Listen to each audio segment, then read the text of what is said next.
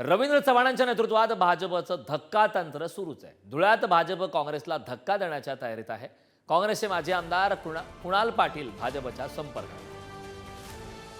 रायगड निवासस्थानी कुणाल पाटील यांनी रवींद्र चव्हाण यांची भेट घेतली आहे. कुणाल पाटील हे लवकरच भाजपात प्रवेश करण्याची चर्चा आहे. भाजप प्रदेश कार्याध्यक्ष रवींद्र चव्हाण यांच्या उपस्थितीत पक्ष प्रवेश करणार आहेत. भाजपचा पक्षप्रवेशाचा सिलसिला हा सुरू.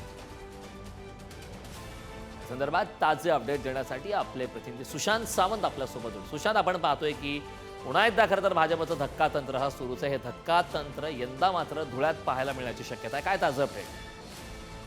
अगदी खरं आहे. कारण आपण जर बघितलं असेल तर मागील काही महिन्यांपासून भाजपमध्ये पक्ष प्रवेशाचा सिलसिला आपण बघितला असेल तर कायम आहे. दर मंगळवारी भाजपमध्ये काही मोठे पक्ष प्रवेश जे आहेत ते केले जात आहेत.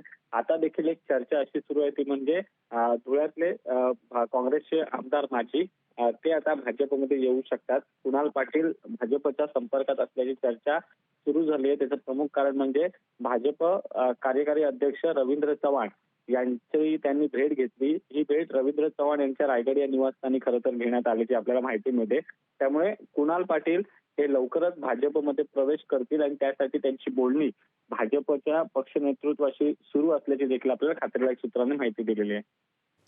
करेल अगदी नक्कीच. सुशांत, खूप खूप धन्यवाद या महत्त्वपूर्ण अशा माहितीसाठी.